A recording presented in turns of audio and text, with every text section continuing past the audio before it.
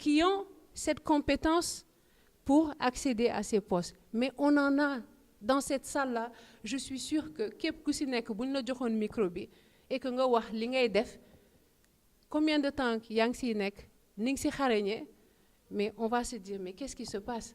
Pourquoi on n'est pas dans ces instances de décision? Donc il nous faut ce plaidoyer fort qui va commencer, comment on a fait avec les femmes. On est là aujourd'hui, beaucoup parlent de cette parité, beaucoup ne sont pas d'accord par rapport à cette parité, mais elle nous a permis, cette loi sur la parité, d'avoir un accès, de pouvoir être autour de la table avec les hommes.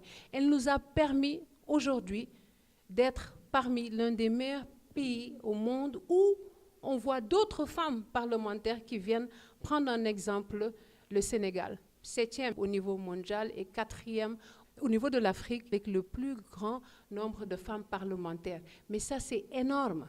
Ce qui nous a permis ça, c'est la loi sur la parité. Et je suis d'accord avec vous qu'il nous faut travailler beaucoup plus au niveau de ces compétences. Parce que les femmes que l'on a là-bas, la plupart du temps, elles ont fait un travail extraordinaire de mobilisation au niveau de leur parti. C'est pourquoi elles ont été dans ces listes. Mais nous, les jeunes, il y en a des jeunes qui sont ici dans le monde politique. Il y en a des jeunes qui sont ici au niveau des partis politiques. Mais qu'est-ce que vous faites en dehors d'être, entre guillemets, utilisés pour les mobilisations, pour ramener beaucoup de gens? C'est ce qu'on voit, beaucoup de jeunes qui sont là, qui ne font que mobiliser.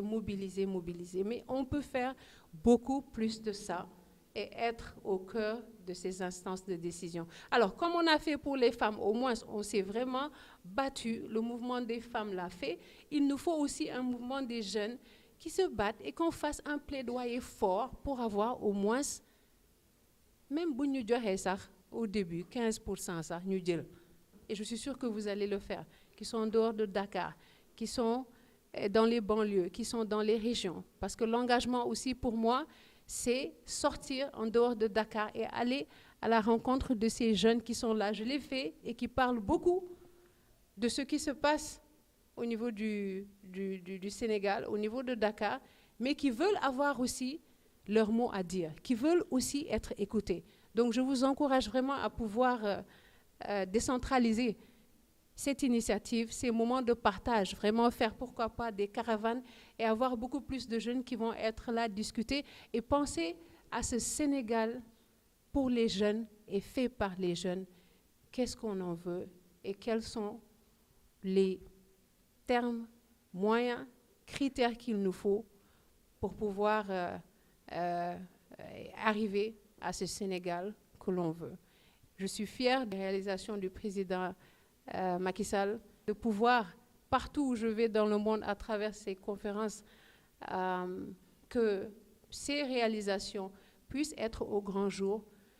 Mais ce qui fait que ça puisse être au grand jour en tant que jeune ici, c'est que chacun puisse expliquer l'utilité de ces réalisations au niveau de nos communautés, au niveau de nos vies même et de l'impact que l'on peut avoir en tant que jeune dans nos communautés. Je vous remercie. Merci beaucoup.